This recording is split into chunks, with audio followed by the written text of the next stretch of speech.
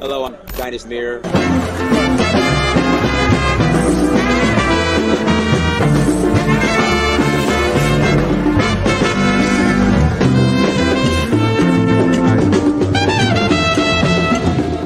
So I reached out to another friend of mine. I said, look, I need to go on vacation somewhere. Where should I go? He said, go to Africa. And not only am I going to go, I'm going to explore a new country. So I went to Tanzania, South Africa, Namibia, Mali, Senegal, Morocco, Liberia, Namibia, Kenya, the Voodoo Festival in Ouida, Gambia, Togo, Cote d'Ivoire.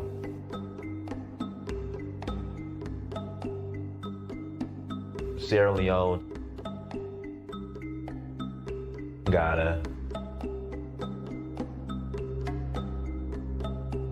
Nigeria. It's been a beautiful experience, just learning more about our culture, our indigenous culture. So Uhuru means freedom in Swahili. I'm in search of my roots. In finding that, I would experience my Uhuru, which is freedom.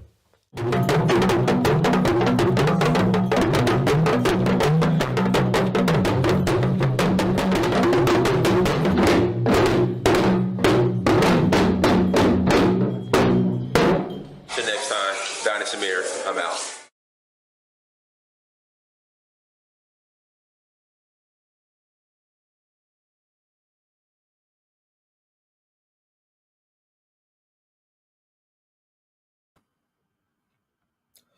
Peace, family. I hope all is well. I hope you're. Oh, this light is extra bright. Hold on, guys. Let me turn this light down. This light is bright, bright, bright, bright, bright. There we go. That's better. There we go. Like I was getting interrogated. But I hope all is well. I hope your Friday. Hope your Friday is going well, guys. Do me a favor. Hit that like button again, please. Hit the like button. Also share. Also subscribe. And visit. Listen, if you have not bought, again, if you have not purchased the documentary In Search of Uhuru, okay, if you're watching this, and if you have not purchased the documentary, again, if you have not purchased the documentary, I need you to go to searchforuhuru.com. I need you to go to searchforuhuru.com and buy and support the documentary, family. I hope all is well. Again, I hope all is well. Go and listen, it's Friday. It's the weekend. This is a perfect Friday evening. Sit around the TV with your family. Sit around the, TV with your loved ones, with your family, your kids, wife, cousins, uncles. This is a perfect documentary to watch with them. Again, this is a perfect documentary to watch on a Friday, family day, with your family, and watch the documentary. Okay. So again, please go to searchforuhuru.com. The documentary is streamed. So what you'll do, you'll create a username, password, and once you do all that, you'll have access to the documentary wherever you're at. You can watch it on all devices. So once again, please go and support the documentary, family. I greatly appreciate it. And then, guys, so there's some updates being done to the Donfo site. So again, if you've been trying to go to the Donfo site lately, there's some updates. There's some things that are being worked on. So please forgive me if it's kind of buggy, because it's not done yet. But go to if you're interested in traveling with us to Sierra Leone, go to donfo.africa. Again, go to donfo.africa. once again, there's some updates being done, but you know, if you go to travel, Sierra Leone, tours coming up November 20th. Okay, well, they already changed. So this is for the next tour. Again, this is for the next tour, but we have a tour coming up November 20th through December 3rd. November 20th through December 3rd, we are rolling to Sierra Leone. November 20th through December 3rd. Citizenship is available to those who qualify. Citizenship is available to those who qualify. I'm already starting to announce the dates for next year's tours. But again, the website is almost done being updated. So once that is done, I'll formally announce the dates. But no, documentary won't be on DVD. It's going to be streamed. And again, you can stream it on any device, your phone, laptop, smart TV. I wanted to make it accessible to everyone, but I have a friend who is anti-streaming, pro DVD, and he's trying to sell me on offering it on DVD. But it's just, listen, you know, I'm all about convenience. You buy it online, and you can stream it as much as you want to, and wherever you go with your login. So yeah. So no, it's not on DVD. It's you stream it. But yeah, so guys, join us in Sierra Leone, November 20th through December 3rd. Citizenship is available to those who qualify. Again, citizenship is available to those who qualify. So visit Danfo, DANFO.Africa. Visit Danfo, DANFO.Africa to inquire and join us on the tour to Sierra Leone. Again, it's November 20th through December 3rd. The actual dates on the site now is going to be for the April tour. So I'm taking a group in April as well. Now the citizenship dates have not been announced yet for April, but I'm still going to take a group in April. Again, I'm still going to take a group in April. Southeast Queens, New York is Little Africa. You're more than welcome to call in here shortly in about 30 minutes, and you could talk about your petition. No problem. Again, the dates for this tour is November 20th to December 3rd. The next tour dates it's on the chat. So shout out to Just One Nita. Thank you. I am one of those DVD person for historical purposes. Oh, okay. Yeah, I'm not doing DVDs. Again, nothing personal. Just I'm not. I know you. So you're kind of like you prefer a physical book. See, I'm like that with books. So I feel you. No, I'm like that with books. So you're more of a you want a physical book versus like the audio book. So I'm like that with books as well. I like to actually buy the physical book, but I prefer both. You know, I like audio books.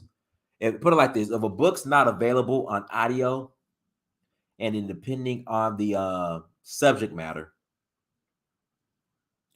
I'll buy a physical book. But I prefer audiobook because I can just listen to it wherever I'm at. I can listen to it at the gym, listen to it on a plane. I can just listen to the book everywhere I go. So I prefer audiobooks, but I do have, a number of physical books, obviously for books that, I can't get on Audible or, I can't find an audio copy. So yeah. So I get you. I understand. Completely understand. So also, guys, we are rolling to Benin Republic. So people keep asking. I know it's kind of last minute, but if you want to roll to Benin Republic for the Voodoo Festival in Benin, and guys, excuse me, like I said, the site's being worked on. So if you want to roll to the Voodoo Festival in Benin this January coming up, hit me up. Let me know. Again, if you want to roll to Benin,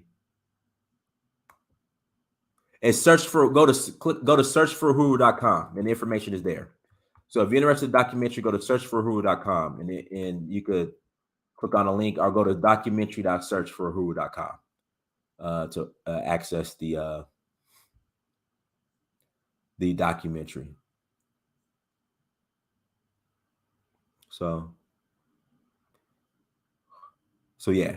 So search for Uhuru.com, or you go to documentary.search for Uhuru.com to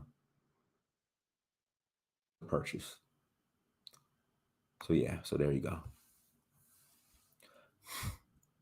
So yeah, if you have not bought a documentary yet, go and buy the documentary. I need everybody to have a copy of the documentary.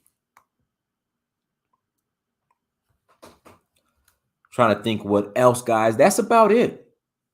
Let's go ahead and jump into the topic. Also, I'll put the link in the chat room here shortly. I'll put the link in the chat room here shortly. Something is off with this. Hold on, let me see something on my screen. It's just like it's real bright. I don't know what's going on. Hold on, guys. Give me a second. No, wrong button. No, we don't want that. What the hell's going on? Oh, there we go. Oh, I'm sorry. As of right now, no, there's not.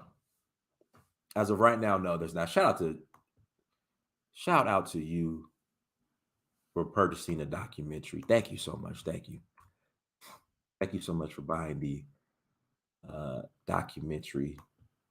We appreciate you. Yes, we do. Thank you, Miss Juanita, for buying the documentary. We appreciate you. And guys, listen, I want to give Sister Juanita a shout out. Sister Juanita yesterday helped me out. So guys, I'm doing some updates to the site. I'm adding like a fact page, a frequently asked question page to the site.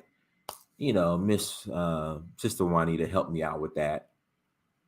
You know, so we want to give her a shout out for the support, and also shout out to my brother Mackie for helping me out as well.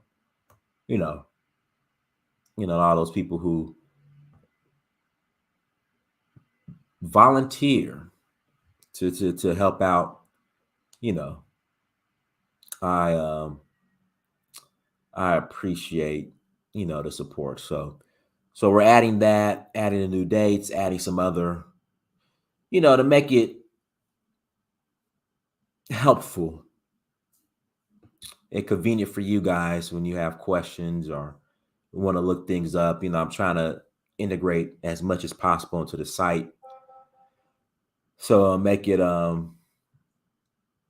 more simple. I'm sorry. I just purchased a documentary. I'm going to watch it after this live. Thank you so much, Body Butter Plug, for purchasing the documentary. Guys, give me 1 second.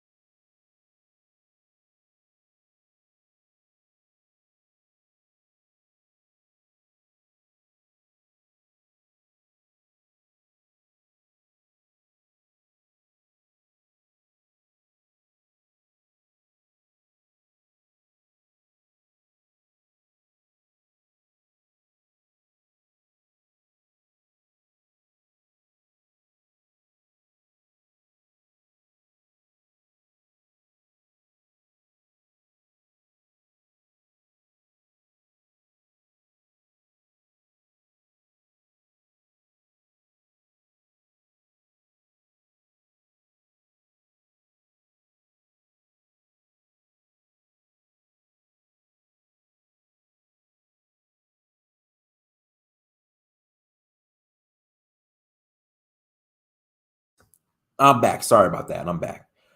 All right. So I wanted to get into today's topic. Here we go. Right here. Let me share the screen real quick. Shout out to Frenchie, everyone in the chat room.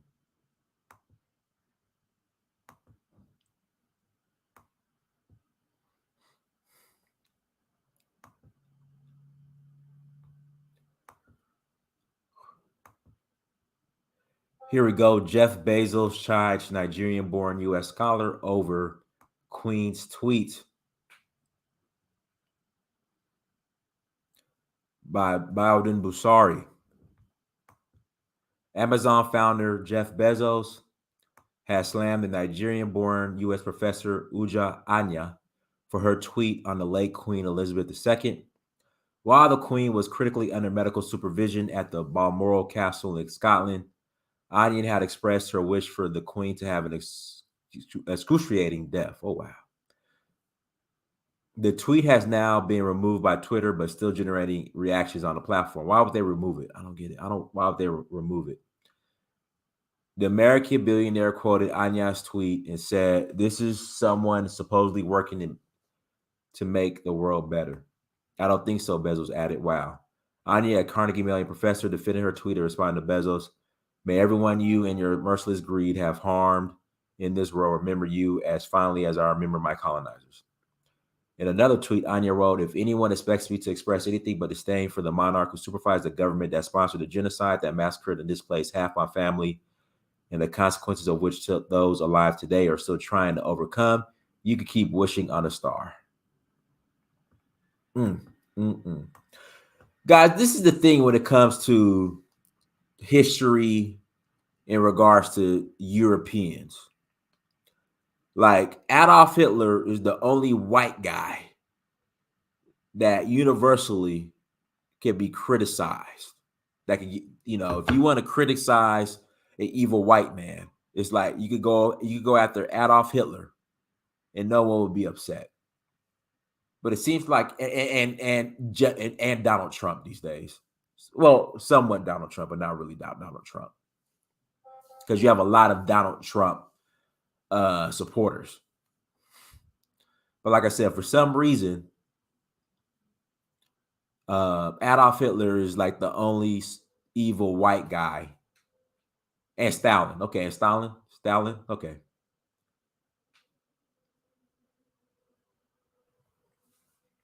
No, but really, it's really Adolf Hitler. Stalin's not really a non-factor. It's really Adolf Hitler. You're welcome to question Adolf Hitler and Stalin because he's a Russian, and since everybody these days are anti-Russian, but really it's Adolf Hitler. It's really Adolf Hitler. We're just gonna stick to Adolf Hitler. Everyone could call out Adolf Hitler's the only white guy that you could really call out and call evil things and go after in a public forum, and nobody will really, come out and open and defend Hitler. Everybody else, even though there are people who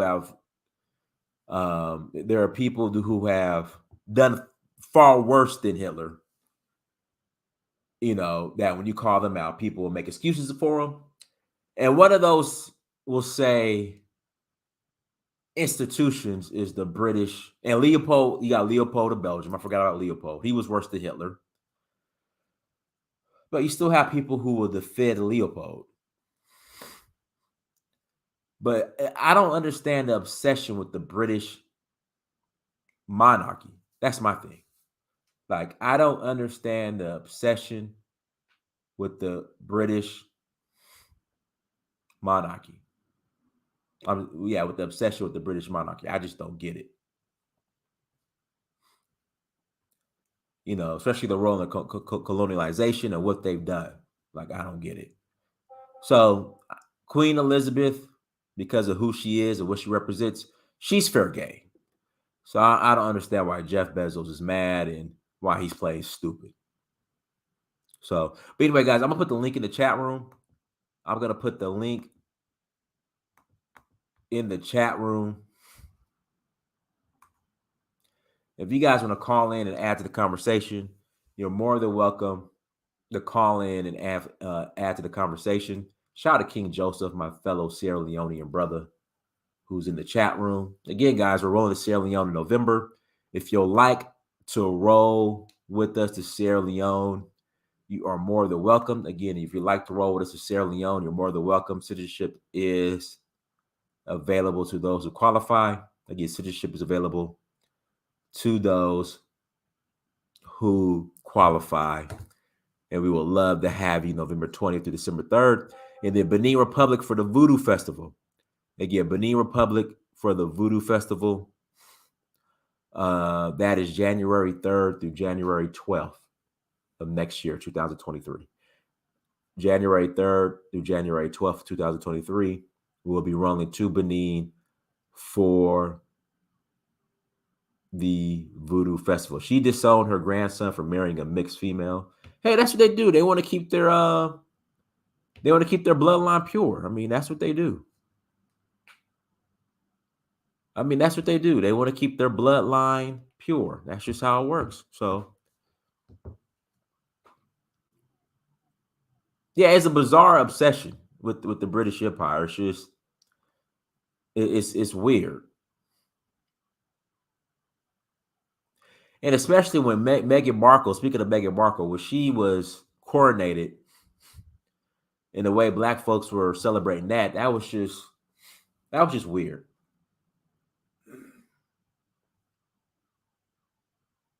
That was just real weird. But listen, links in the chat room if you want to call in and have the conversation.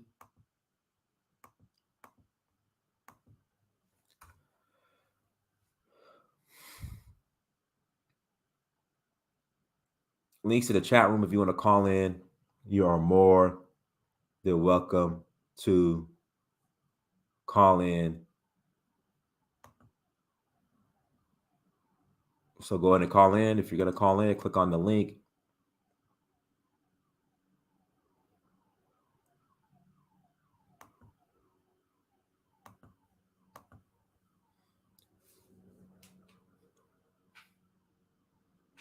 What is the vibe about? I don't know, John. What are you talking about, Johnson?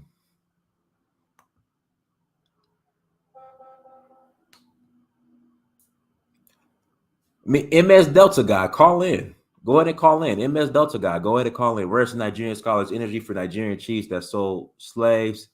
She's a hypocrite. Oh, I'm sorry, got married to Harry. I'm sorry, not coordinated. Got married to Harry. You're right. I apologize.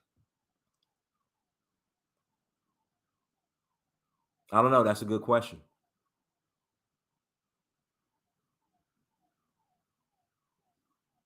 Yeah, that's a good question. I don't know. Rest in peace, Queen Elizabeth. RMS Delta guy, Mississippi Delta guy. Okay. Hey, listen. You have a right to believe in what you want to believe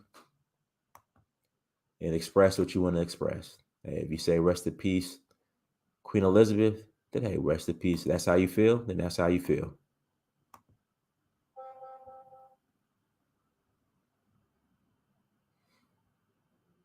Again, guys, links in the chat room. You're more than welcome to call in. If you want to call in.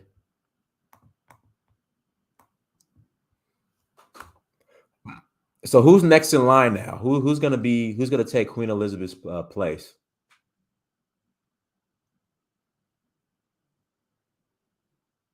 No, listen, he's right. I mean, Africans were complicit in the slave trade. I mean, let's just keep it real. Let's just keep it real. Africa was complicit in the slave trade, or Africans, or certain tribes, they were complicit in the slave trade. Hey, Fritchie, you're in the UK. Call in, because what's the vibe in the UK right now? What's the vibe in the UK, Fritchie, since you're there? Go ahead and call in.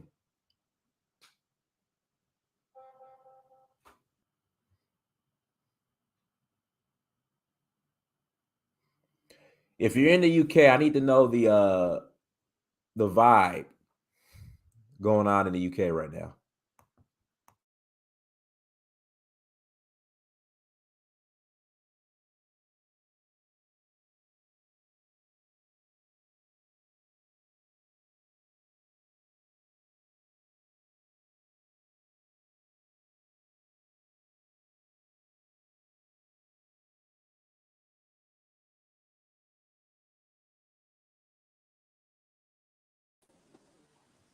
Kifaru, go ahead.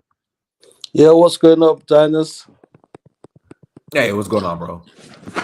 Yeah, so I didn't follow the story of what happened to her. Was she in favor of the Queen or what? What did she do? No, she just called out the queen on her and her legacy and the empire in their British Empire, and so Bezos got mad. Yeah. This is the thing. I know. Well, I'm usually like in and out of the UK. I know a little bit what is going out there, but I think this Queen, the dynasty, it's not got like any really strong foothold again. When the queen came to power, a monarch, she was very young, and most of this like the British colonies, they were not yet under colonization. So they came through colonization when she was queen. You understand? But this new guy is gonna face a little bit of rejection because people now already do have their own sovereign country. They're not going to respect him, because they don't really understand that monarch, that the British monarch anymore. It's not really a stronghold. Even in the country, there are a lot of people who are against the monarch. A lot of them. They're saying, well, this is old fashioned, we don't need it. We need to drop it and just get into democracy. There's a group of people. Even the present prime minister now, she's one of anti-monarch, but she's just playing politics. But she does not really like the British monarchy. So it's not really anything. No, people are tired. Yeah, now Prince Charles is now King Charles, and the son William is now the Prince of Wales, and yeah. So yeah, I think the Nigerian woman. I don't know why she's even worried about Queen Elizabeth, man. What can you do? What do you want her to do? What do you think? No, I mean, all she could do is just call out, the British Empire and what they're responsible for. So Yeah, yeah, yeah. that's A lot about of it. people are calling British empires out now. The England, well, the British Empire we all know are everywhere, not only in Africa, in Europe, in Asia. They cause damage all over the place. But for some reason, the other people have managed to come out of it better than Africa. I think that's why we still see them as an issue. You know, Indian was badly colonized as well. They had their own massacre by the British Army as well. They had something. They have Gandhi that had to go barefooted, walk almost naked to fight against the British colonial rule. They had their own time with the British. Even the was that what these other people the people in Asia. What was it called? Kuala Lumpur? Was it Singapore? Yeah, yeah. All those people, like they had their own time with the British monarch. But as I said, it's not gonna be anything like powerful anymore because the time has changed. She's been there for long, and people just knew her. And even Prince, what's it called? Prince Charles. He's tired. If you look at him, he's not got that enthusiasm to be a king.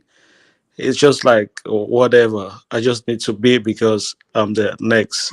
But he's not got that really like energy to be like dressing like a king. He just want to be an old man just to relax. So that's what most people are saying. Yeah, go ahead, Frenchie. What's going on in the UK right now? I believe everyone's still grieving. Well, I'd say the majority of English people are grieving over the Queen's death. My little sister didn't even go to school today. I believe some of the schools were closed down. For the next, I believe, 10 days, there'll be a 2-minute silence in honor of her. The majority of people are sad. However, there are a few people that are coming out, especially Black people, to remind people of what the Queen was responsible for her role in colonization, etc. So I would say the vibe is pretty mixed. I don't really feel anything for her, I'm not gonna lie. I'm sad that she passed away. However, I'm not going to be crying or laying flowers down. Not for the Queen, no, sorry. Okay. First, can you explain how there's a English speaking part of Cameroon? Did the UK have anything to do with that You mean British me? Empire? Uh, You mean me? Is friendship from yeah, Cameroon as well? as well. Are you Cameroonian? I am. I'm Cameroonian. I'm from Boya. Okay. Oh boy, okay. I hope you're not going to embarrass us like Jude does. Mm. No, no. Okay. You may speak on it. I'm not. I'm a bit ignorant Okay. to Well, how it came okay. about. Okay. That's okay. I can explain that. This what happened. Before anything, Cameroon was first colonized by the Germans. It was not even British, Britain and France. So after World War II, when they defeated the Germans, Germany had to lose all its colonies in Africa. So Cameroon was being compensated to Britain and France, for their loss that the Germans did to their country. So it was like they call it a trustee territory that was given to English and France. So, but since Britain was already really, really involved in West Africa, like in Nigeria, they had a big, really, really big chunk of land. So they told the French, well, we don't really need that much land in Cameroon. You can take much of it. We just want this small part. But it was a stretch. It was right from the north of Cameroon to the south, towards the west. So it was all bordered by Nigeria. So the English part of Cameroon was actually ruled like Nigeria. The same French British colonial governor that was ruling Nigeria, he was still ruling Cameroon, but they called it British Southern Cameroon. So what happened when Nigeria got its independence? I don't know if it's 1960 or 1961, and French Cameroon got its own independence. So the British people, they say, well, you Southern Cameroon, you are so small to have an independence. So you need to decide. Will you decide to join Nigeria to become part of the Republic of Nigeria, or do you want to join French Cameroon as La République de Cameroon? So the northern part of Cameroon, all that part of Cameroon voted to join Nigeria. So that's where we have like the Wuzas, the Fulanis. They're just the same people, to be honest. Now this English part, like the two provinces, voted to be part of French Cameroon. So that's the root of all the problem. But the joined to be part of French Cameroon as a unitary state, it was two countries in one. The flags had two stars to indicate that these are two countries. So we had the English side had their own parliament. They had their own prime minister. It was called John Foncha, and the French side had a president was called Amadou Ahidjo. So they were like working together as two different countries. So what really happened when they discovered petrol at the English side? It was the Bight of Biafra, the Bakassi Peninsula. France wanted to be involved in that petrol, but since this country, Southern Cameroon, was completely a different country, they could not have access to that petrol. So they had to deceive. Some people say they had to deceive this English part of Cameroon to give up its sovereignty to become one country as the Republic of Cameroon. So they did what they call a referendum, and they say it was fake, whatever, I don't know. And these countries become one country. It becomes now the Republic of Cameroon. So, but we're still using English and they're still using French. And due to that, there's been so much marginalization because this is just a small part. So all what's it called? The companies, institution, education had to be sent to the central government, and the central government was in Yaoundé, and it was French. So that is the problem. So now these people, they feel like marginalized because what they had, they were already a country on their own, and they came into this union as a complete sovereign nation. But now you're not respecting their sovereignty. You're treating them as a little tribe.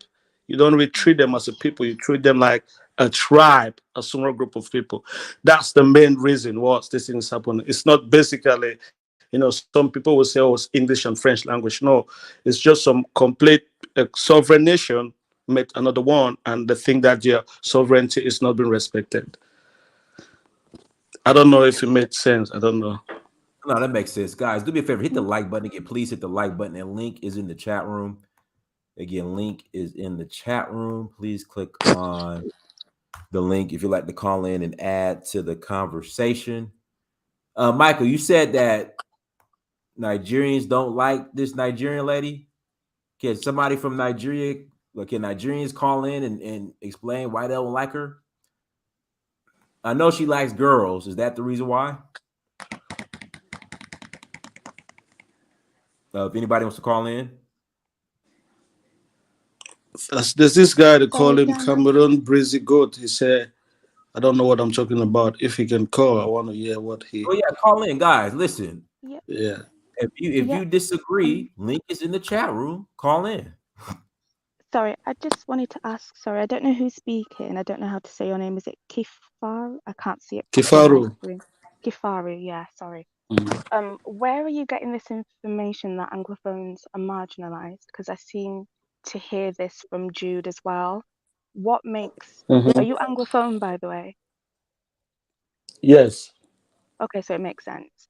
Why are you guys claiming to be marginalized? Especially you mentioned education. There are Okay. Mhm. English-based universities in Cameroon, so I don't Mhm. understand where all this, what I call victimhood, is coming from. It's very one-sided. And then if we really want to speak about the real issue, when you guys talk about the so-called war, if we're being honest, Mhm. who is killing who in the name of the Anglophone crisis? Well, If we're just being I just really want to get it honest. right. I am against that. You understand? Okay. To me, I don't Mm, see it's a senseless war. No, mm, people don't need. There's no need why these people fighting. So when they say mm. marginalized, I don't know. In Okay. Cameroon, all the exams are being written in French. So if you don't Mm. understand French, you're not gonna pass entrance exams. That's These and that is a big problem. Yeah, most like the government competitive exams are all in French. most are You all. well, like all they call them concours. All concours are in French. Mm, The exams are said in French, but you can write in English. You can answer your question in English. But if you don't okay. understand French, how are you going to respond? Okay, but there are universities in Cameroon that also teach you German, French, Italian, Spanish. So when you guys come on here and you say, "Oh, we're marginalized in this way and that way," it's not just French that's being taught in these universities. It's also English, and you do have English-based exams. I mean, are you currently living in Cameroon at the moment? Have you studied there, or because it just Yeah, sounds yeah, like yeah. propaganda to me. You It's need it is the not. University of It is not. where the Have you been University of to where, Cameroon? well, yeah, I was born there. Mm-hmm. The University of where, Okay. could you explain that to me, please? What do you want me to explain about the University of Boya? Is it an English school, as you would like to call it, an Anglophone school or Francophone university? It's a university. Everyone in Cameroon is free to go to any university. The people who speak French go to the university. The people who speak French English, but it's an Anglo-Saxon university, if you want me to say that way. Okay, okay, no problem. Do you know what is called INAM entrance exam? No, please educate me. I'm not sure. Okay, INAM. Okay, is the school of magistracy. That is the only school when if you want to be a public administration administrator in Cameroon, that's where you go. That's where people go to become like magistrate, DOs, police officers. I don't know if you want to be like a administrator. The exam for INAM is French. Another one is QS. The exam for the medical school is French completely. The exam for polytechnic is French completely. I can go on and on and on. So what do you want? So if the people say, well, you need to set this exam in English, is there something wrong with that? No, I'm not saying there's anything wrong with setting the exams in English. My Okay, point okay. Then was when another you get, issue is this. I'll give another issue. What sparked this thing is like the judiciary system. Okay, the English part of Cameroon they study English common law, while in the French part up to now they study French civil law. I don't know if you know the difference, but there's big difference between the common law and the civil law. So what happens? Okay, they send judges who've studied French civil law to come and be judges for English, for common law. It does not work like that. So when these people say no, why do you send a French judge that does not understand the common law? Why don't you put someone that understands common law? And they said no, it doesn't matter. So there's certain things that to me I think we might disagree, but there's certain things that are just fact. But fighting, killing people is not something that I want. To me, no one should be fighting. They could sit down and talk these differences. The war is just useless. To me, we're killing ourselves, and at the end of the day, we're the ones losing. All of us. No one is winning. No one is not winning. Everyone is losing. And at the end of the day, we're going to suffer this loss. You know, because we all knew for a long time Cameroon was one of the most peaceful country in Africa. But now we've yeah, lost that. We're not more there. Now you can see red. If you see the Cameroon flag, they have like red zones. You can go there, you can go there, you can go there. These are new things to us. So I think we should just stop. But I don't know. I don't know. So it's getting worse sometimes. You feel you get better, it get worse, and some sporadic attack, people attacking the military. But yeah, so I don't know. But apart from that, the country is just full of corruption, and I think that in itself is just fueling the whole disaster. no, I completely understand where you're coming from. I just think the situation is more complex than some people make it out to be. But I don't really want to have a political debate about this on Dynast show. But Oh, no, I no problem. completely We understand can where you. freestyle. We guys want to talk Cameroonian politics. That's fine. And people, link to the chat room if you want to call in. Click on the link. But go ahead. No, I was just saying I understand where Kifari's coming from. I just thought that the situation is more complex than they're making it out to be. It seems very one-sided, and in terms of the actual killing and the war, it's, you know, sorry to say, the Anglophones that are doing it in the name of whatever they're fighting for. So it's just sad when innocent women, kids, men are killed as a result of the situation. I just think it just makes this whole Yeah, it's sad. It's sad because argument. I've been to Cameroon. Okay, I've gone right to Boloa. The poor. I think the Anglophone sides, maybe Boya, Bamenda, they even have a better standard of living. The cleaner. I think people live better, but that's what some people don't feel. It's not about people. It's not about like marginalization. They're treating them bad. You go to Cameroon, I see poor places that but people don't believe. People think the other side is more developed than the other side. It's a lie. I think they just look like the two main cities, Douala and Yaoundé, and they think the whole of the French Cameroon is like that. But no, apart from those two cities, the whole of Cameroon is always the same. People have the same problem from the north to the south, from the east to the west. You understand?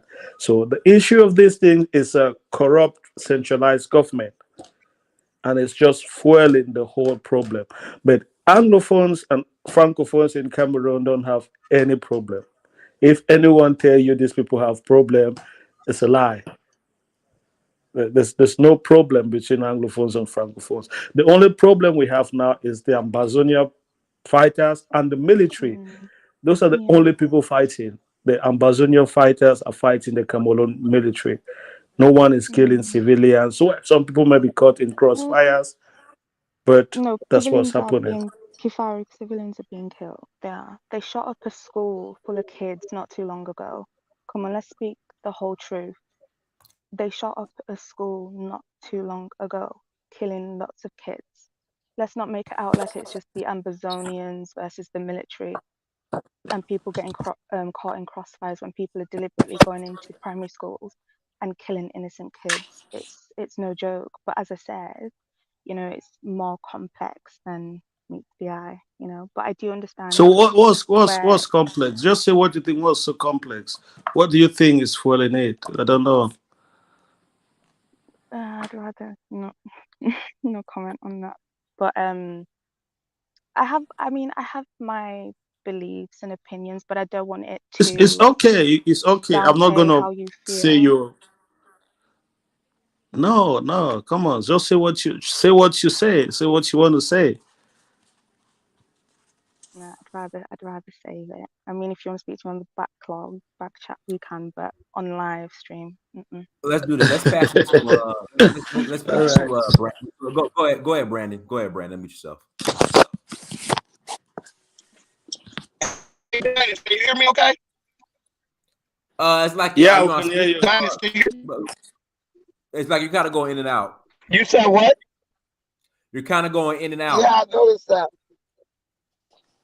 Okay, is that me? Is that I mean, me or is go that ahead, y'all? go ahead. Okay, so I just want to speak to the title and stuff. The lady, when she talks about the queen and all that stuff, I'm not gonna criticize her. I mean, how she feels is how she feels. People, we're on this like thing where everyone feels like they could say whatever they want. Women can bash, even women can say anything they want about men, and men want to say whatever they want about women and all this stuff. And it's just like, me, bro, I'm against sacred cows, right? And that's what Queen Elizabeth was. She's a sacred cow that white people use as like no matter what we do, you need to show respect for our monarchy, right? And it's like they don't show respect for our monarchies. They didn't show respect for our African monarchies when they was out there doing what they was doing, to undermine African progress, right? Hmm. They go through all the formalities and be cordial, but the whole time be trying to undermine what you're doing. But that being said, black people have this like animosity towards Queen Elizabeth and white people in Britain and stuff. It's like, man, listen, power is uncompromising. Power doesn't care if you like it or don't like it. If Queen Elizabeth didn't come and colonize you darkies, what was y'all gonna do in place of that? Right? Because right now in Africa, you guys are left to your own devices for the most part. You can do whatever you want. You run the country. I had some guys telling me how I don't control Africa and and all this, and Africans are this and that. What are you guys doing with what you currently got when they leave you to your own devices? You're not doing anything. You're sitting around letting your leaders steal your money and belly aching complaining while not doing anything. So I would say I appreciate the Queen of England for standing up and having more balls than any African ruler for the past century, because she was in a position where she could have been killed. These people are in positions in countries where there's even more capability to do underhanded stuff than in Africa, right? She stood in. She fulfilled her role and her obligation to her people, and they love her. Her greatness is determined by how her people feel about her upon her death. Our opinion of her doesn't mean anything because we're not her people.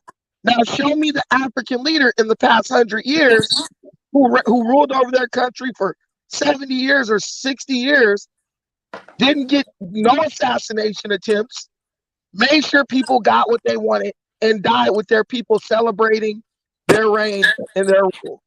You can't I think find it. So no, there's kiss. one. There's one Don't king of ever Malawi. listen.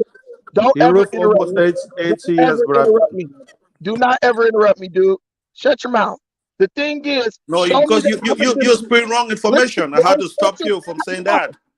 Shut your fat mouth. Let me talk. You've been up here for freaking 2 hours babbling. Let me say this.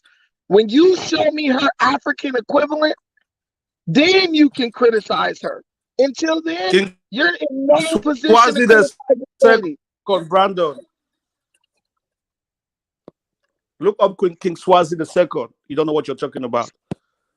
Dude, listen to what I'm trying to tell you. I'm talking about over an empire that spans over across the globe, bro. Making shit happen from a little insignificant island, bro. Collecting massive wealth.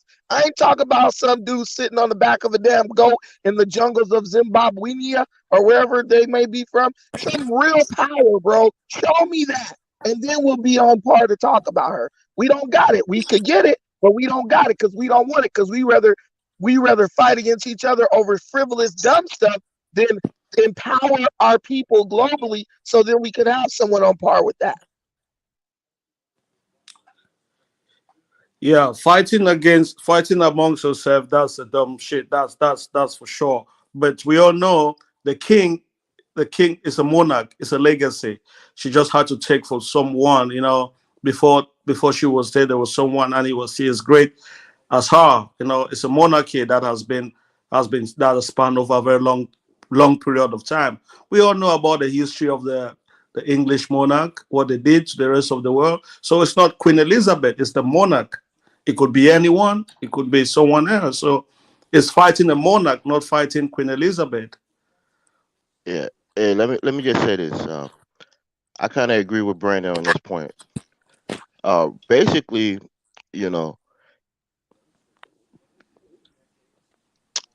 kings and queens always try to expand their empires, whether it's from Europe or from Africa. If we take a closer look at ourselves, you look at the Mali Empire, you look at the Songhai empires. They swallow up other smaller ethnic groups or other smaller places, whether they wanted to or whether they wanted to join them or not, and they gobble them up, and they became one of those emperors or a part of those empires. So we can't just look at it and say, oh, the white man hit they colonized Africa because they hate black people. No, the same way our people in Africa, quote unquote, you know took over other lands and incorporated into their empires was because of economic reasons, military reasons. That's the same way that these white people did, to Africans. So if we're These weak, people, if we got overpowered by them, what can we say? We brag about the Moors in Spain, how they went in Spain and took over this and took over that. We're happy about it, but then in the same breath, There's no we will legacy of the Moors. criticize the It's white people ended. for coming to Stop. Africa and colonizing us. l- The power lies with who's let me strongest. say If you're this. Let me strong, say you this. you Let me you say go this. and take shit. If you're weak, you Elvis, become the victim of it. Elvis, Elvis, let me Go say ahead, Brent. this. A ruler does the will of their people, right? So whatever that people wants, the ruler, the leader, the king, the queen, their job is to deliver that. Their job is not to worry about you and your frivolous little Negroid tears. Their job is to give their people what they want. Their people say, we want a strong economy. We want a rich, wealthy country that is where people can thrive and not just survive. And what those rulers did was they delivered their people everything they wanted. In our recent day, the people in Britain and stuff, they no longer want to have the trappings of empire. They want to be seen as like a philanthropic or a force for good, a force for unity in the globe. So they're tearing down the monarchy, which is fine. And if the people say we don't want a king, the king if he's honorable, he'll step down and say they no longer want a king. What do African countries want? Not a damn thing, but a few people to be lifted up as elites over the rest of a bunch of people that are in extreme poverty. So you will never be in a position to criticize that lady. You'll never be in a position to criticize that country, that empire, because it's like kangaroos talking to cockroaches, dude. You're never going to understand where they're coming from because you guys haven't even got to the point where you want something better for yourself or your children or your country. Because if you wanted something better, the minute you even suspect somebody taking something, you'll rush the parliament, snatch their ass up out of there, and put them to death in the middle of the street. But you don't do that. Why? Because you're getting exactly what you want, an excuse to complain and bellyache and whine and have NGOs come into your country and charity and everything like that. So don't be mad at them because they wanted something and put people in position who were willing and able to deliver it. You should be a congratulator, not a hater, and take their example and see if you can get where they got. Because you tried the colonization thing, but you didn't do it hard enough to keep that white man up off of your back. So don't try to act like we're the moral compass of this argument. We just as vicious as them. The only difference is we spent our time focusing on tribalism and stupidity when they got their act together on tribalism and looked outward and decided to practice open racism and xenophobia against other people at the benefit of their to the benefit I think, of brother, their you speak about Africa. You speak about Africa as a continent that was created yesterday. That is just a false cause. What you talk about Africa is just so false. Africa was not created yesterday. There's a part in the history. There's a part that like maybe like we messed up, but we were like more than these European countries. Africa was not created yesterday. It was not created under King Elizabeth. What are you talking about? Under Let me colonialism. say this, Kafru. The reality of it is, in Africa, there was a debate about if some countries are better off because they were colonized. For example, right? British colonized countries in Africa. After they gained their independence, they have some semblance of an infrastructure. They have some semblance of a bureaucracy, and for that, for the most part, they were better off. A country like Nigeria, people can argue about it. Even a country like Sierra Leone that was colonized by the British, they were better off. At the beginning of their country than other countries that were maybe colonized by the French or the Belgium. You know, so there's something to show for the British, especially British colonized country. They would it was terrible that we were colonized, but it's just a reality of conquerors. If you're a conquered nation, you're a conquered nation because you're weak. You're just the inferior military nation. Did we have the power to leave from Africa as a group and come to Europe and fight them and overtake their lands and colonize them? Hell no, we didn't. So we can cry about racism, but the deeper But Elvis, thing here is about No, power. Africans It's were about not crying power. about racism. It was It's Elvis, about power. There was no need to. That's why we didn't do that. Meaning, we didn't want to or we couldn't. There was no need to. We could have, but there was no need to. We could have. What are you saying, Adonis? We could have left Africa as a group, came to the United Kingdom of the United States, and But overtaking them there was militarily no and need to. colonize them. No, Is that what you're saying? Elvis, there was no need to. Okay. Why wasn't there no need to burn it? Because Elaborate, we had please. all because we have all the resources. There's absolute Europe. There's absolutely no resources in Europe. They had no choice.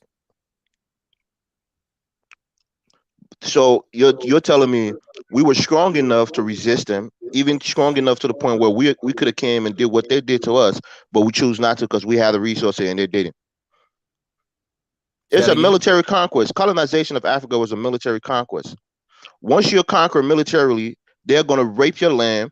They're going to take all the resources, and this is not just unique to Europeans. That's what I'm trying to say. It happened in Africa as well. So if we're going to be balanced in this conversation, we got to talk on both sides. Because the reality is, African kingdoms did the same thing to their people when they, quote unquote, annex, different parts of their kingdoms. They did the same thing. They started pillaging that resource from that new annex area, and that's what the Europeans did. The only difference is we wasn't strong enough to fight back. They had guns, we had spears. So that's just what it is. Now, as we came into the 17th century or the 18th century, we became more of a global, word, and people started saying, "Oh, this is bad. This is not good. You can't enslave people like this or colonize them." That's when the spotlight started to be shown in Africa, and these European countries started to take a step back because it was looking real bad, globally on a PR front. So, like Brandon was saying, I agree with most of the things that he said, but I want to disagree with this brother on the Cameroonian stuff because I have a auntie-in-law who's from Amazonia. She's in Liberia right now. She's married to my uncle, And for him to say it's not about French and English, that's just off base, But I won't get into that. I will let somebody else come in. If maybe Larry Go want go to go jump go in. go ahead, Larry. I'm yourself, Larry. Hello, Dynast. Hello, everyone. Yes, I sir. think it's typical, people will, certain people will always find a reason to bitch and moan about Nigerians. If this woman had come out championing the Queen of England, singing her praises, there would have been a whole bunch of people saying, you see, these Nigerians are coons, they're sellouts, they're caping for the Queen of England. She criticized and said something bad about the Queen, saying, hope the Queen has an excruciating death. And there's still people who want to complain about Nigerians because of that. And it's interesting that a certain person came on supporting and speaking highly of the Queen, considering that the Mau Mau rebellion in Kenya was suppressed and destroyed by the British Empire. These were people who were fighting for their freedom and their independence. And when the British crushed them and destroyed the Mau Mau, this was when Queen Elizabeth was the Queen of England. So, they were crushing people who were trying to fight for their freedom. They weren't sitting on their backsides doing nothing. These Africans wanted to fight for their freedom, the Mau Mau, and they were crushed by the British whilst this woman was queen. So I find it odd that Brandon would come up here and sing praises for the Queen, considering that, isn't he the one who goes to Kenya a lot? I thought he'd have a bit more respect. Yes. Brandon, if you want to call in and respond, you can. But yes, you're right. So I thought he'd have a bit more respect for the Kenyan people's history, the Mau Mau especially, fighting for their freedom and being crushed by the British Empire under the Queen of England, Queen Elizabeth II. So I just find it really shocking. Nigerians just can't win. No matter what they do, there's always going to be Black Americans who want to bitch and moan about them. Yeah, and it's just the and then Didon Kamati, like they literally just, I guess the British finally revealed where they buried his body, like maybe 2 years ago, who was the leader of the Mau Mau movement. Yeah, and there's still news footage you can see when they capture him, and it's sad. You do see a few Kenyans who are celebrating who were part of the British force, but they were Kenyans who were against it, who tried to fight for their rebellion, who tried to fight for their independence. They weren't lazy so-and-so sitting down. It's just that they lost. So I just find it odd that we got. So what now? Are we now saying that Black Americans are championing the Queen of England? Is that what? I'm not. I'm definitely not. I can't get it. Nigerians can't win. No matter what they do, there's always going to be some group of people bitching and moaning about them. That's all I had to say anyway. So yeah, I think just adding to that, there's this conception that Africans didn't fight. I don't know why they get this conception. You go to each African country, you will find some group of people that were fighting the colonialists, be it Franks or be it the English. They were always grouping each African countries fighting these people. Maybe they lost. Like in Cameroon, we had what we call the Bassa Maquisards. These people were like anti-French colonialism. They were fighting the French where they had to lose. And when they say the French, the white man came, they fought you, they defeated you. No, these people had to come and make sign treaties with some other chiefs to ease their colonization of Africa. They were not like heavily present in all parts of those countries. They had people that were working for them in those countries. I think that's the reason it's a feudal system easier for from them. Europe. Yeah. So they were doing that. They had to work with these people. If they had to fight completely every day, they knew it was going to be difficult, but they had to implement your divide and rule strategy. I think that's what really helped them. Not because they were really powerful and coming and killing everybody, because they could not fight ever enough, forever. They had to come another strategy to make these people hate themselves, and think that's what they had it right.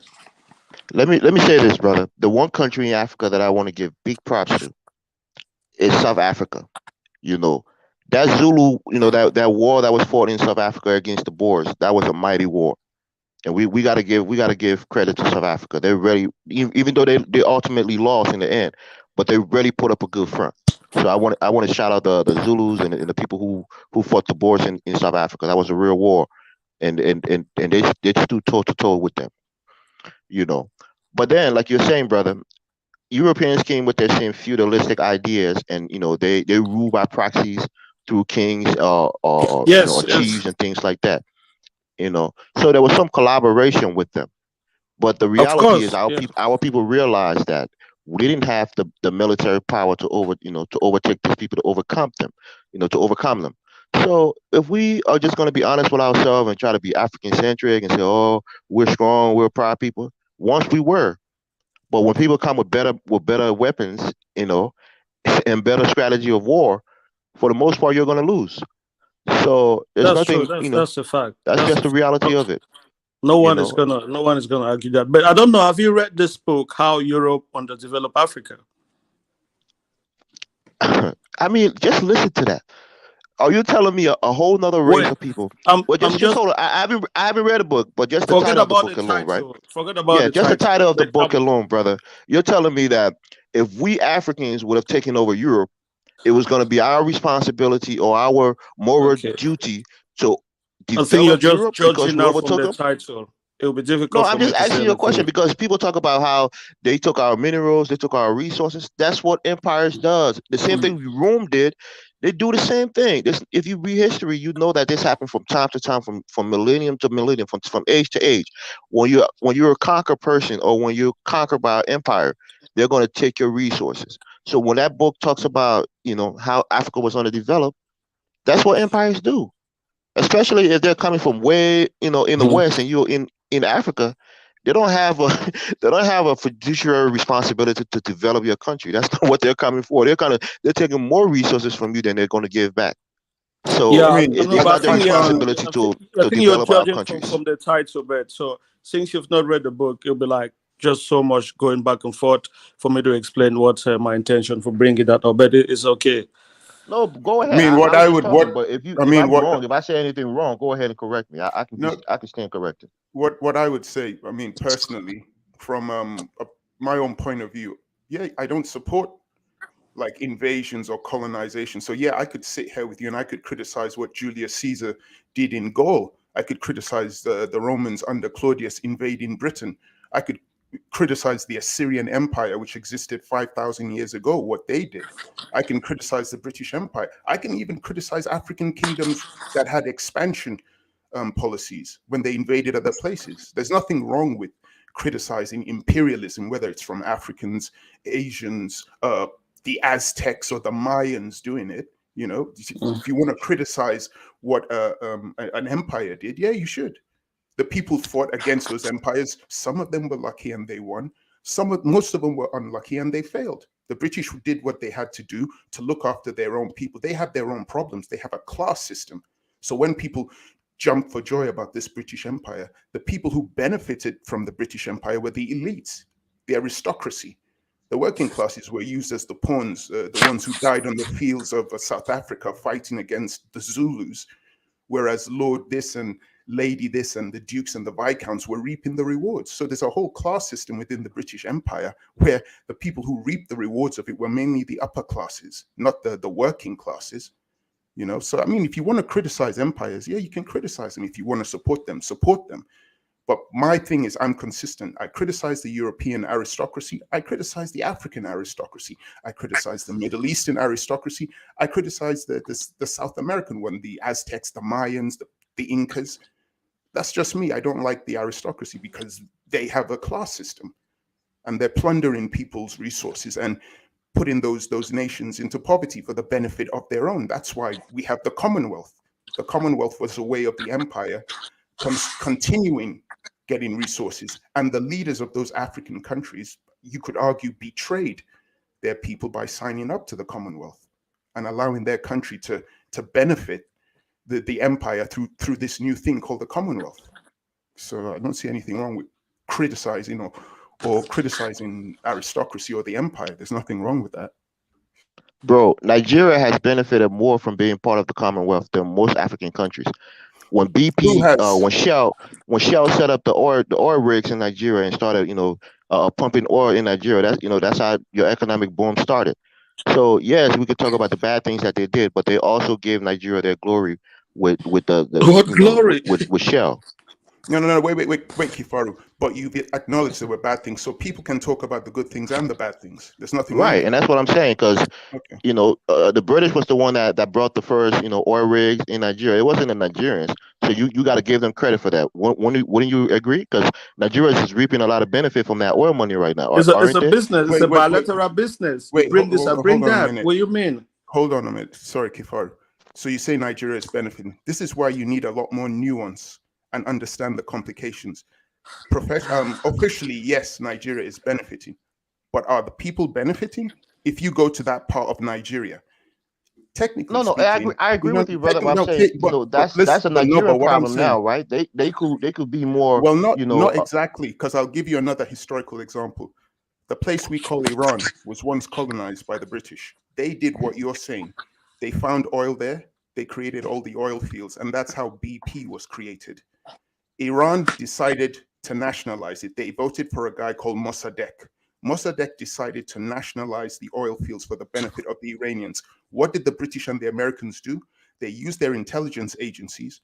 Yeah, they overthrew and put the Shah in there. I haven't finished. To instigate a military coup in Iran, which removed the democratically elected prime minister. And then they brought in someone. Larry, you gotta understand, Elvis supports military coups at the hand of, when the foreign powers are involved. I mean, the guy supports the military coup that took place in Liberia in 1980. So this is what this is white is right. That's not a completely true statement. This is That's white not is right, completely Larry. true. This is what you're dealing with. It's partially Go true, but not completely. Go ahead, Larry. Go ahead and finish your. No, I mean, from what you've said, Dynastis, I can't continue since he's a supporter of that. I'm wasting my time, so I'll just keep quiet. Yeah. Hold on. Let's bring some other people into the conversation. Let's see here. African Always, go ahead. Thank you so much, Dynast. Welcome back. Glad you're back safely. Let me say a couple of things. First of all, I appreciate what the professor said. I understand her sentiment, and I think people should appreciate that people are going to react based on their experience. People are going to react based on family history. People are going to react for many different reasons. And of course, some people will say she was outrageous, and they're fine. That's the beautiful part about free speech.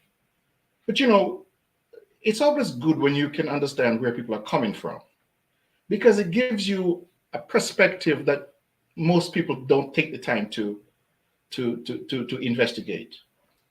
So personally, I wouldn't say it, but I understand perfectly why she the sentiment. And she followed it up by saying, it affected her family directly. So who am I to say to her, you shouldn't say that? But again, everybody's entitled. And she said her point and she didn't back down, and more power to her. I like her spunk, by the way, and I'm glad she didn't back down. And so that's that part of that. With respect to the British and their history with in Africa and their other colonial powers, because probably the most atrocious one is probably the Portuguese. When they left Africa, they just destroyed every damn thing they claimed they created.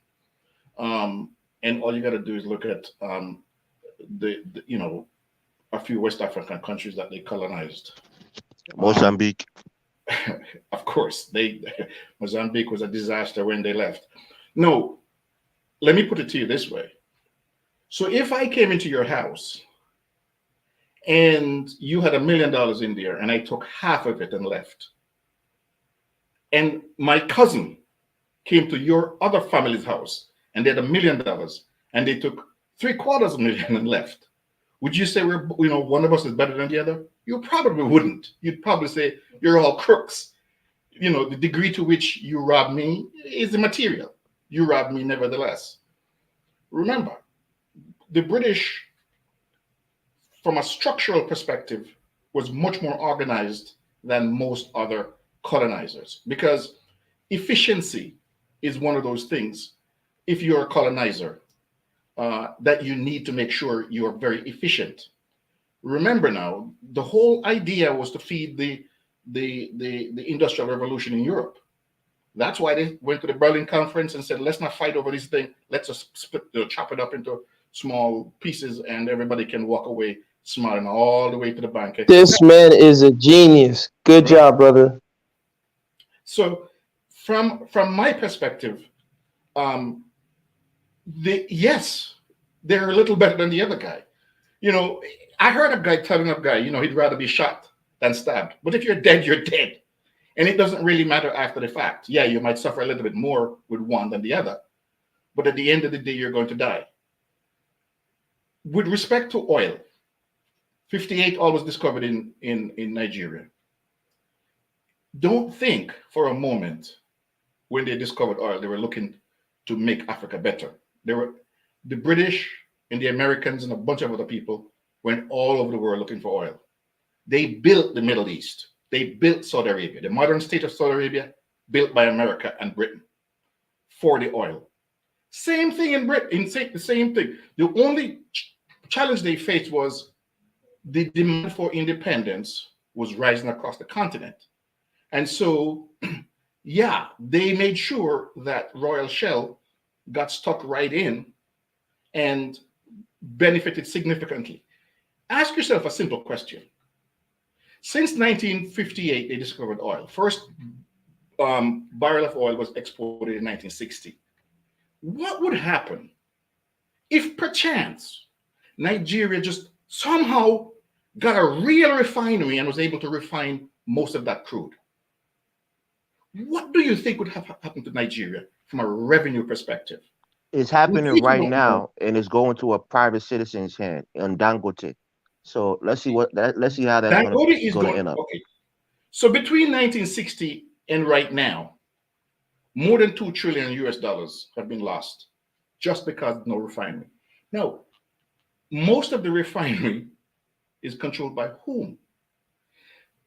Yes, they pay off people. And by the way, the whole Nigerian state was put together to fail. When they crammed those two, the North and the South, together, they put it together specifically to create that friction point. Divide and conquer. You've heard that before. They put it together specifically to fail as a country. And the ramifications of it is still happening today. And when by the way, I'm not Nigerian, so please don't come for me. But when the Biafran War came, there was no way in hell they were going to allow the Biafrans to win, because that would mean that that half of the country would go with all the resources, significant part of the resources. Well, the Biafra, that's the problem, sir. I'm going to cut you off, but that's the problem. It's the fiction of Nigeria, because as a person who comes from where the oil is, we woke up one day and were told that we were Nigerians, and then we were told we were Biafrans. The Isoko people are not a part of Biafra. You understand? So the people who actually have where the oil is, they don't even have a stake in the day-to-day operations of this. They have none. And remember, when the British and the Americans came to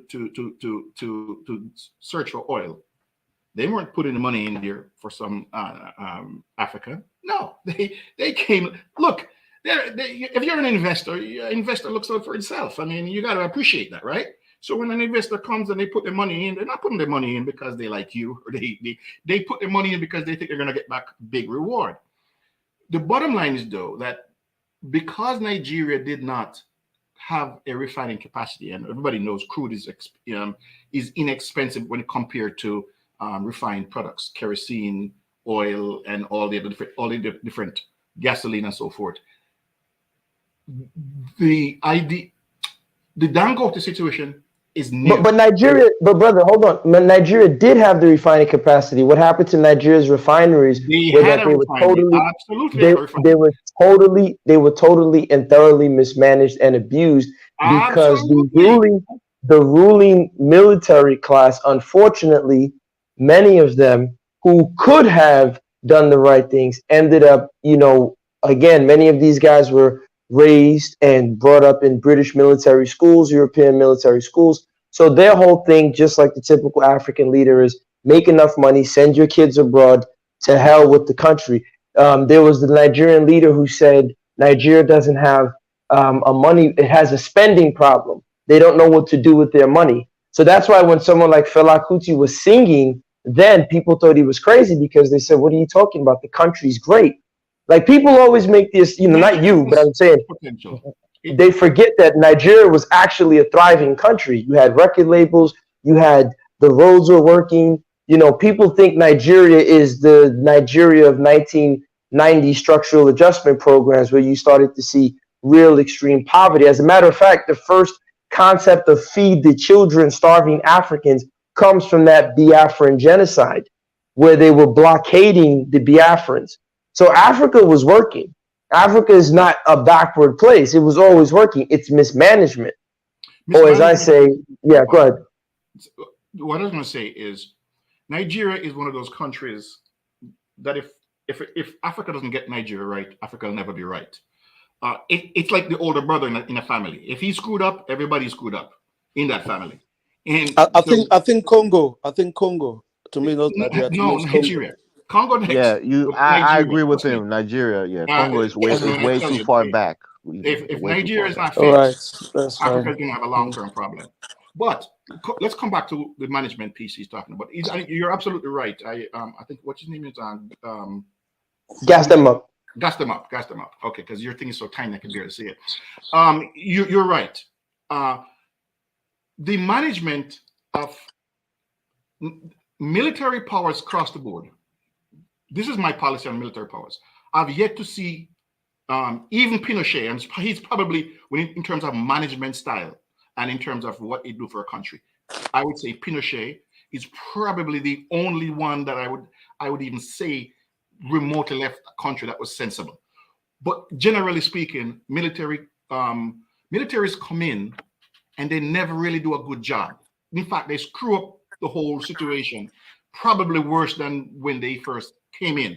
But people turn to them because when you are being oppressed or when stuff is not working for you or people are robbing you left, right, and center, you'll grasp at a straw. A drowning man will grasp at a straw. In terms of mismanagement, though, the refineries, first of all, the refinery that was made in Nigeria was tiny. It's a small refinery. Well, no, there were two refineries. Remember, there are two refineries. Correct. But the refinery that Dangote is making, this should have been what Nigeria, the state. Right. That's why I don't understand. Why can't the state do it? Why give it to a private citizen? That's so crazy. Okay. Let's take a look. Let's compare. Let's make a comparison here. Well, sorry not cut you off. Even with Dangote, you guys, and this is where I'm saying, this is where, to me, I always tell people this black capitalist game, if we're not working together, we're not going to win that. If you notice, his refinery has not been brought to full capacity running operationally. He's going to have a big problem. And here's what's happened. He announced it. Instead of him, he's large. It's really hard to hide it. But the banks are refusing to provide him the liquidity and financing to get it operational because they know what that refinery will mean for him and for Nigeria, in particular, Africa. So there were reports all over Bloomberg, all over the Financial Times. Oh, Dangote's actually, he's having liquidity issues. And I'm sitting there saying to myself, none of the black billionaires around the world and black millionaires could say, yo, let's pool our money together and give Dangote the loan so he can get this refinery up and running. Because the white boys, for some reason, don't want to give it to Dangote. Hey guys, let's hold on 1 second. Let's pass it to because he's been waiting. Gito, go ahead. Well, I've been waiting, Dynasty. I didn't get to go on. I've been chipping in, but go ahead. Go ahead, Gito. Appreciate it. Hey, I just want to say something to the homie that was going hard on Brando. Hey man, for somebody that got the biggest statue, one of the biggest statues of Jesus in the world found. You know what I'm saying? I think you need to get your mind together because Brando, he really wasn't on. He really wasn't on nobody piece like that. He was just calling out mistakes like you said you like to do. I don't mind calling out mistakes about my own people. We'll call them out. When somebody present the mistake, don't start crying like a little mark. And then what else doesn't make sense? So you're here to support Queen Elizabeth II. A black American is here to support Queen Elizabeth II. No, bro. Give him a chance, Larry. Let him make his point. We want to let him finish. Let him finish, bro. He's not supporting the dead, bro. Like he calling out facts. You know what I'm saying? And that's just I like that statement you made about black Americans or whatever. But it seems like we have very much cultural continuity because we always complain about some BS and then we display traits of hypocrisy. You gonna sit here talking about, oh, I don't mind listening to scrutiny and all that, but when somebody scrutinize your country, then you start crying. But anyway, that's all I gotta say, man. Next time we talk about West Africa, don't change the subject and move all the way to East Africa. Don't run. I just want to quickly. Wait. Don't run away. Don't run away. You see, this is what I'm talking about. Nigerians can't win. The question was about what that woman said. This guy has managed to turn it into talking about West Africa and Nigeria. The woman chose to criticize the Queen. And as someone mentioned earlier, she criticized the Queen because of something that was done that her family was directly affected by. That's what she was criticizing. Are you here to support that Nigerian woman criticizing the Queen, or are you here to complain about that Nigerian woman criticizing the Queen? Put your money where your mouth is. Are you here to support the Queen of England? Well, I mean, Larry, I don't want to get involved with this gunfight between y'all two. This is great. I just want to quickly say this. Can you let him answer, please? Kafar, just let me say this real quick, and then you guys can get back to your FBA African ADOS war. No, there's no FBA. Come on, don't make it FBA. It's about what the show. Actually, what is your point? Yeah, I want to address that very quickly. What Bezos did is interesting, is because I've always said this is the danger. I call it mainstreamism, right? So Bezos is tweeting what I consider to be pure nonsense to say, oh, look at my Negro who's well educated, well versed in this white Western system. Why are you still angry? And did you hear specifically? He said to make the world a better place. Like he's disappointed in her. And when you consistently go out of your way to make white people feel comfortable, this is the reaction you get. As opposed to him, there's numerous examples that he could tweet about with white supremacy playing out right in front of him on a daily basis that he can now talk about. No, he wants to put the onus of making the world a better place on the Negroes that he feels are, properly and thoroughly whitewashed by the system. And it baffles them when, your African drum roots, your rhythm kicks in and says, wait a minute, I can't just let you create an scapegoat with, success or with capital trinkets of capitalism. You're not going to use that as an scapegoat to say, well, you're successful. You don't have to worry about the Biafra genocide that this queen helped, usher in on your people. You shouldn't worry about that. Like I say all the time, it's like these Joe Rogan episodes, these matter of fact, white boys, and they come around and everybody just follows them. But when you really start to poke at what they're saying, it falls apart.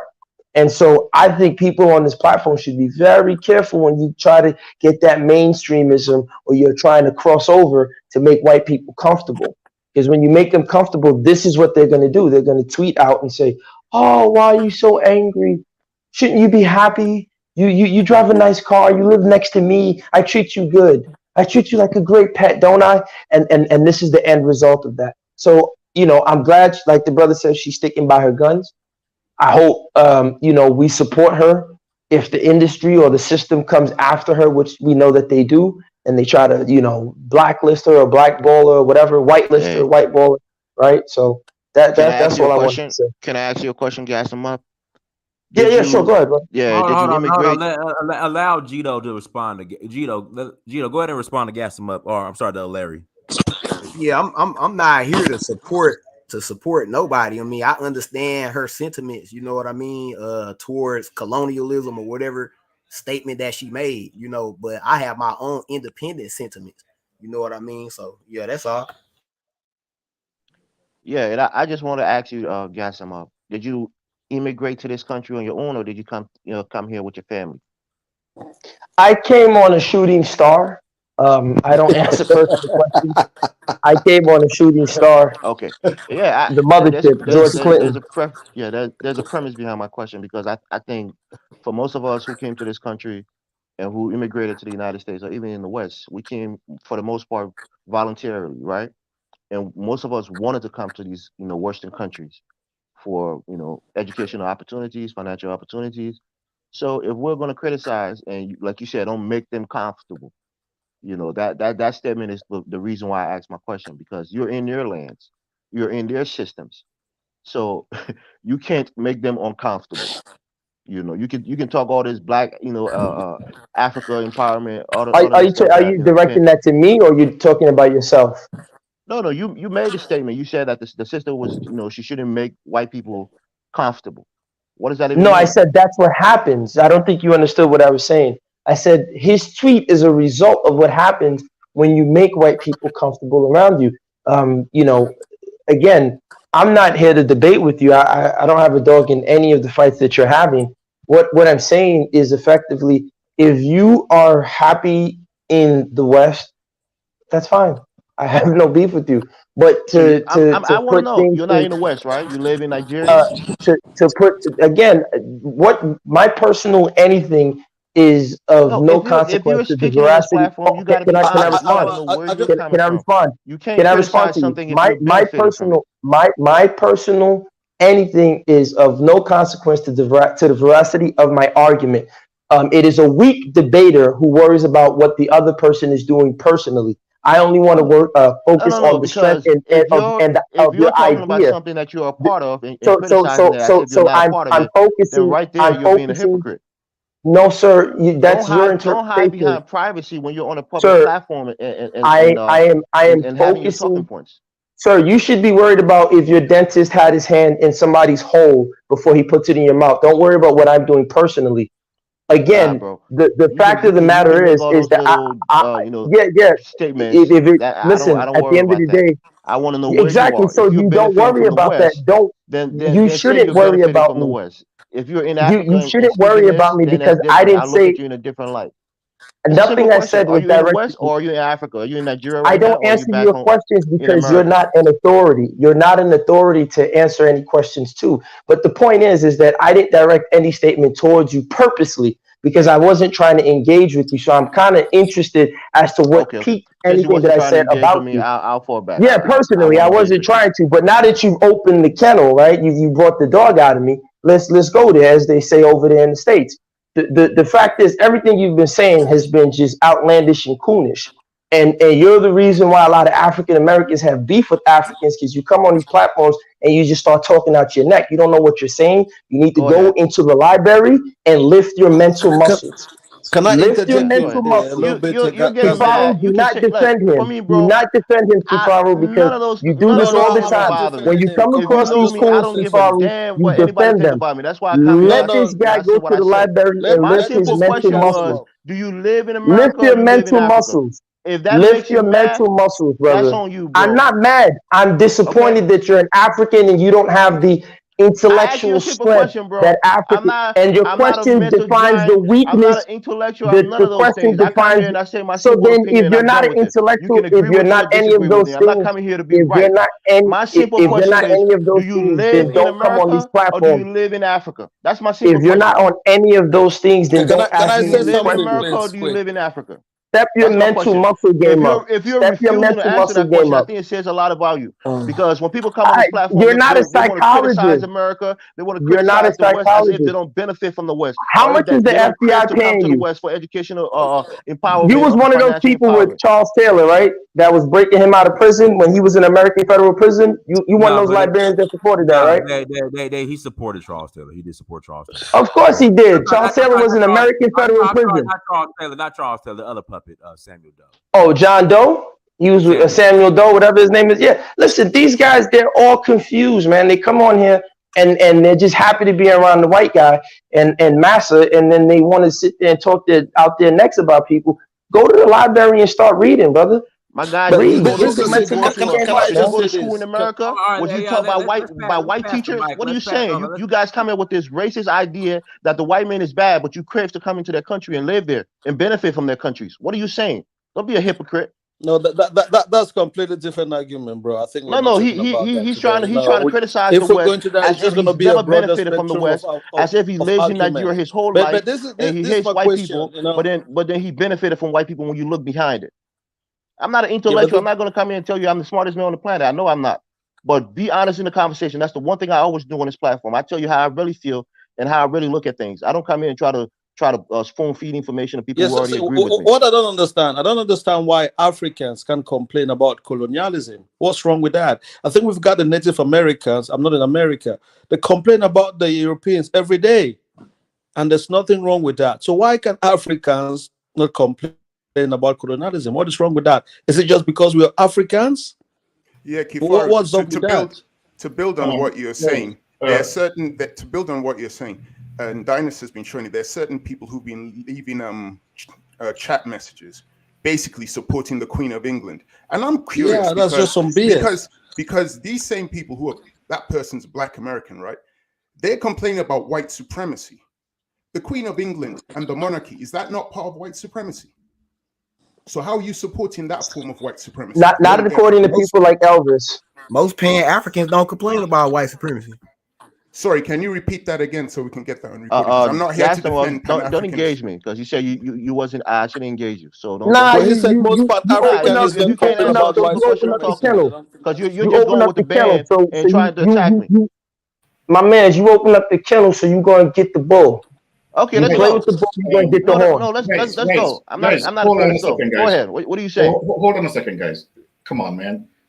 Let's have a serialized conversation. Don't talk over each other. I have a simple question. This guy's trying to stay and preach when he's benefiting from the West. Don't come in with that BS, man. I'm an immigrant to America. Thank God, knock on wood, I'm reasonably successful. I have white people in my family, and I criticize them just the same. You can have an opinion about something. It doesn't mean you're always right. You're free to criticize people. But what you have to be accountable for is your actions.